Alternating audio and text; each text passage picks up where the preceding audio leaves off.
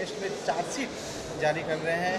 क्या कहना चाहेंगे? 10 प्रतिश्रुतियाँ, 10 वादे टीएमसी की ओर से किए गए थे, उनके मैनिफेस्टो में जिसको देखा गया। आज बीजेपी चार्जशीट कर रही है, क्या कहना है? बीजेपी चार्जशीट करने की बहुत ज़रूरत है। पश्चिम बंगाल का जनता चाहते हैं कि 15 साल का जो एंटी इनकम्बेंसी तृणमूल सरकार का हुआ है उसका जो रिपोर्ट कार्ड है, उसका जो चार्जशीट है वो निकले, सबको पता चले, पूरा देश को पता चले। और जनता हमारे साथ है और हमारा गृह मंत्री जी ने कुछ टाइम बाद ही इसको पेश करेंगे और पूरा जनता के ऊपर उद्देश्य करके बात करेंगे। लेकिन बंगाल की अगर बात करें तो आप लोगों को मेन फोकस रहा है लॉ एंड ऑर्डर, शिक्षा पे, जिस तरह से जो करप्शन हुआ है, क्या क्या और क्या क्या मुद्दे हैं जिस तरह से आप लोग चार्जशीट में शामिल? बहुत सारा कुछ। ये तो करप्शन तो सबसे बड़ा मुद्दा है, सबसे बड़ा मुद्दा करप्शन, सबसे बड़ा मुद्दा महिला के ऊपर अत्याचार, सबसे बड़ा वो है कि जो नौकरी नहीं मिल रहा है, यहाँ पे युवा लोगों का नौकरी नहीं मिल रहा है, तुष्टीकरण का राजनीति चल रहा है। ये भाता दे के फ्री में वोट लेना, मतलब ये तो आगे नहीं बढ़ रहा है। देश आगे बढ़ रहा है तो बंगाल तो पीछे जा रहा है। तो बंगाल को तो आगे बढ़ाना है। फ्री में दे के सब लोगों को इतना पढ़ाई किया, सब कुछ किया है, सब माता पिता का जो ड्रीम है, सपना है कि हमारा बेटा बेटी लोग आगे बढ़े, ये तो कुछ नहीं बंगाल में हो रहा है। इतना सारा लोग बाहर में जाके काम कर रहे हैं, पश्चिम बंगाल खाली हो रहा है।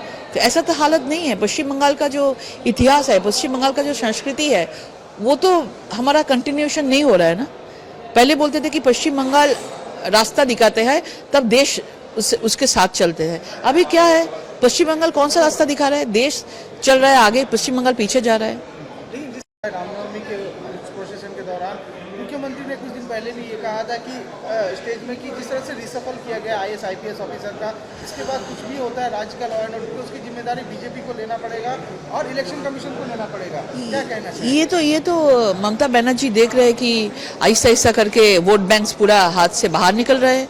क्या माइनॉरिटी वोट बैंक बोलिए, क्या मेजॉरिटी वोट बैंक बोलिए, सब कुछ जा रहा है हाथ से। और दंगा का विषय जो हो रहा है, तो ममता बनर्जी पहले से ही बोल दिया था, अगर कुछ होगा तो मेरा दायित्व तो नहीं है। तो ये हम लोग तो बोला था कि दंगा का बात करेंगे तो ये टीएमसी करते हैं। जो मुर्शिदाबाद में काल हुआ, उसके पहले बेलडंगा में हुआ था, पूरा वही बेल में चलता है। हाँ, बासंती में कल ऐसा हुआ है।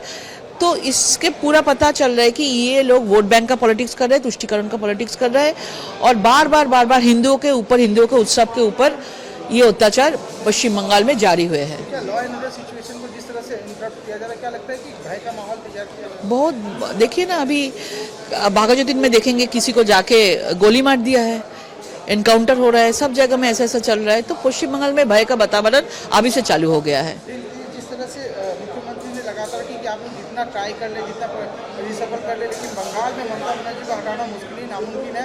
बीजेपी जो है अनऑफिशियल प्रेसिडेंट रूल लागू करके रखी है बंगाल में। देखिए, दुनिया में कुछ नामुमकिन नहीं होता है।